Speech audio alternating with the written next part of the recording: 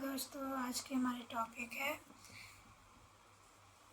शिक्षा प्रक्रिया में सहायक। ठीक है, चलिए हम लोग आज की क्लास देखते हैं। दोस्तों, अगर हमारी क्लास आपको अच्छी लगे तो इसे लाइक और सब्सक्राइब ज़रूर करिएगा। ठीक है, चलिए देखते हैं। हम आपकी समय ज़्यादा नहीं लेंगे। आप अध्यापक बनना चाहते हैं, समाज को आदर्श के लिए एवं स्वास्थ्य जीवन प्रदान करने के लिए। शिक्षक के लिए छात्र की बुद्धि लब्धि की उपयोगिता, छात्र की उन्नति करने में, बच्चों छात्रों के संपूर्ण व्यक्तित्व को समझने के लिए अध्यापक को बाल मनोविज्ञान का ज्ञान होना जरूरी है। बालक को सामाजिक व्यवहार की शिक्षा दी जाती है। विद्यालय में सामाजिक एवं सांस्कृतिक गतिविधियों के द्वारा स्वयं अध्ययन की आदत के विकास को सर्वोत्तम तरीका क्या है? छात्रों के सामने स्वयं पढ़ाना। आपकी राय में छोटे बच्चों की आयु में स्कूल भेजना चाहिए, 4 वर्ष की आयु में भेजना चाहिए। छोटे बच्चों के लिए बाल साहित्य उपयोगी है क्योंकि यह बच्चों में पढ़ने की रुचि बढ़ाता है। छात्रों में किसका विकास आपकी दृष्टि में सबसे कम महत्वपूर्ण है? धर्मानुराग की। किस स्तर की शिक्षा समस्या अधिक महत्वपूर्ण और जटिल है? प्राइमरी स्तर की। प्राइमरी स्तर पर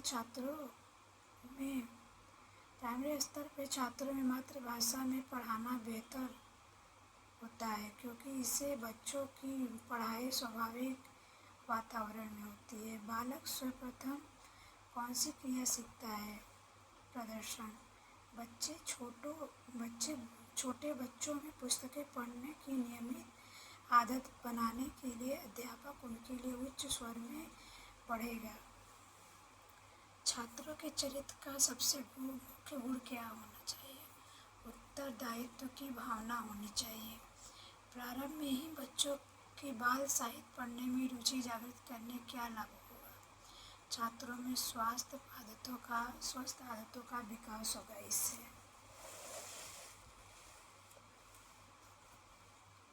सामाजिक परिवर्तन संभव है।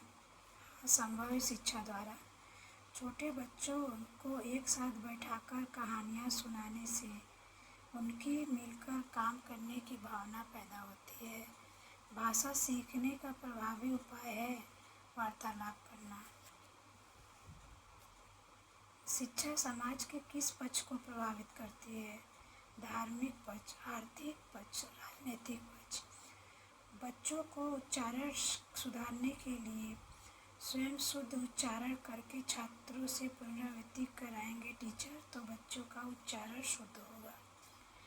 बच्चों की शिक्षा प्रारंभ होती है घर से।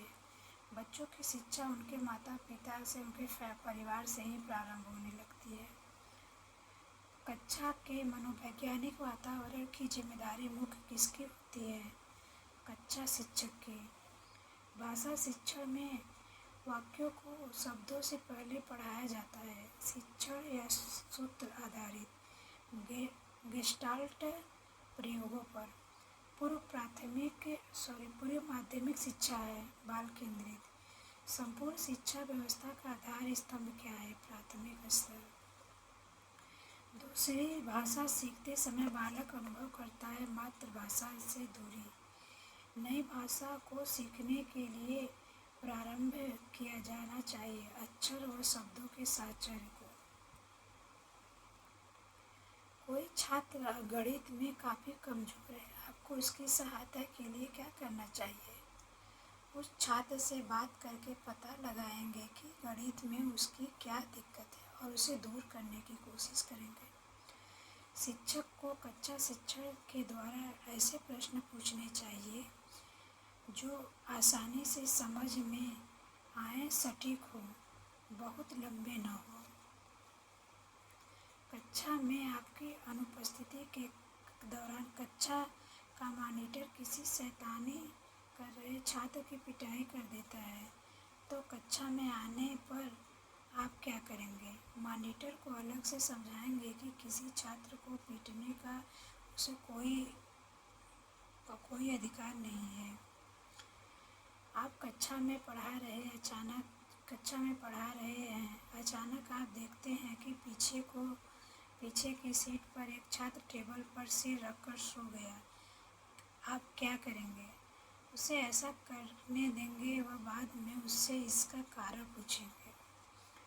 सही है। कक्षा में किसी छात्र द्वारा किए गए गलत उत्तर को सुनकर अन्य छात्र हंस पड़ते हैं, तो ऐसी अवस्था में हंसने वाले छात्रों को रोकना चाहिए और उन्हें बताना चाहिए कि कभी कभी सभी से गलतियाँ होती है।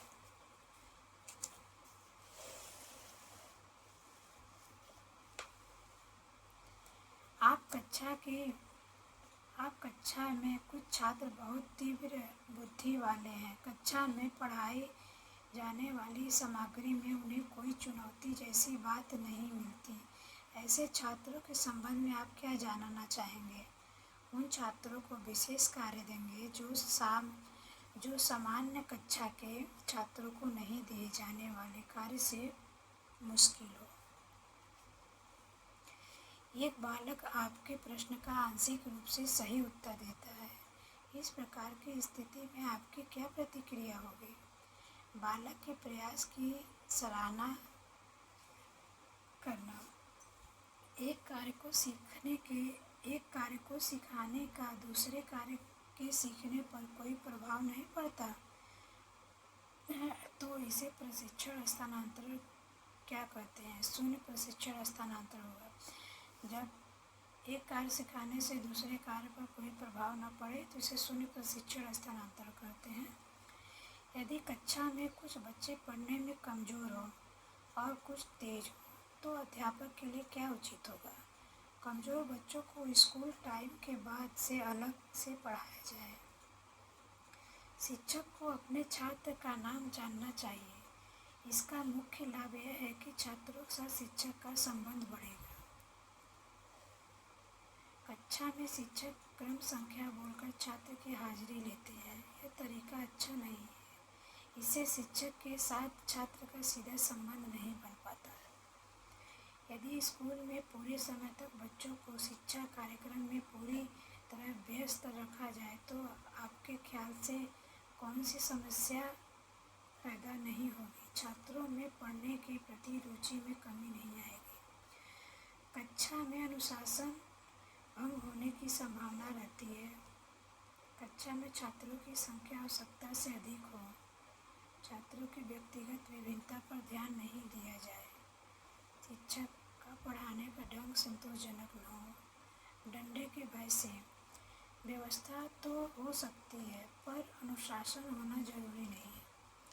कक्षा में बेहतर अनुशासन रहता है यदि शिक्षण सामग्री का कारगर उपयोग किया जाए। बच्चों में स्व अनुशासन की भावना किस प्रकार पैदा की जा सकती है? उन्हें जिम्मेदारी सौंपकर। कक्षा में अनुशासन सुधारने की दृष्टि से अध्यापक को क्या करना सर्वोत्तम होगा? अध्यापक छात्रों को पढ़ाई जाने वाली विषय वस्तु, पढ़ाने की विधि और छात्रों के प्रति अपने दृष्टिकोण का मूल्यांकन करना। दोस्तों, आज की क्लास में हम यहीं तक सीखेंगे। दोस्तों, लगता है कि आपको हमारे लिखे हुए नोट्स आपको पसंद नहीं आते, इसीलिए हम आपको किताब से ही अब पढ़ाएंगे। ठीक है, आज के लिए यहीं तक। नमस्कार दोस्तों।